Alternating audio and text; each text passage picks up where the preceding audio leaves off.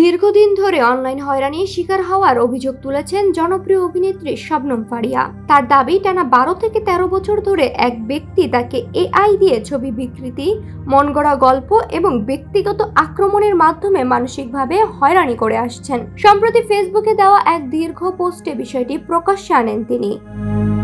শবনম ফারিয়া জানান, শুরুতে বিষয়টি গুরুত্ব না দিয়ে তিনি অভিযুক্ত ব্যক্তিকে ব্লক করলেও হয়রানি বন্ধ হয়নি, বরং সময়ের সঙ্গে সঙ্গে তা আরও বেড়েছে বলে অভিযোগ তার। অভিনেত্রীর ভাষায়, সামাজিক যোগাযোগ মাধ্যমে তার ছবি বিকৃতি করে আপত্তিকরভাবে উপস্থাপন করা হয়েছে এবং ব্যক্তিগত জীবন নিয়ে নানা মনগড়া কন্টেন্ট ছড়ানো হয়েছে। অভিনেত্রীর দাবি, বছরের পর বছর ধরে আমাকে ইমোশনালি ও মেন্টালি অ্যাবিউজ করে আসছে, এখন আর সহ্য করার মতো অবস্থায় নেই। ফারিয়া আরও জানান, তিনি অভিযুক্ত ব্যক্তির স্ত্রীকেও বিষয়টি জানিয়েছেন, তবে কোনো কার্যকর পদক্ষেপ পাননি বলে অভিযোগ তার।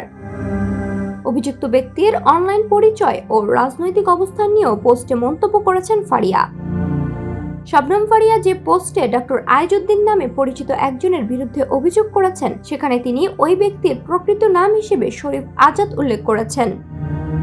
তবে প্রকাশ্যে পাওয়া নির্ভরযোগ্য তথ্য অনুযায়ী ডক্টর আইজউদ্দিন মূলত সামাজিক যোগাযোগ মাধ্যমে ব্যবহৃত একটি অনলাইন পরিচয় বা ছদ্মনাম। তিনি বিভিন্ন সময় রাজনৈতিক, সামাজিক ও সমসাময়িক বিষয় নিয়ে ফেসবুকে লেখালেখি ও মন্তব্য করার কারণে আলোচনায় এসেছেন।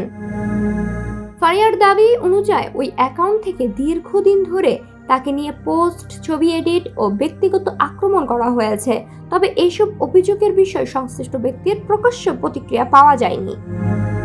ফারিয়ার পোস্টে আরও দাবি করা হয়েছে যে শরীফ আজাদের বিরুদ্ধে যুক্তরাষ্ট্রের মিনেসোটায় হয়রানি সংক্রান্ত একটি মামলা ছিল এবং তিনি জেলও খেটেছেন, তবে এই তথ্যর স্বাধীন ও নির্ভরযোগ্য যাচাই পাওয়া যায়নি, তাই এটিকে আপাতত অভিযোগ হিসেবেই দেখা উচিত।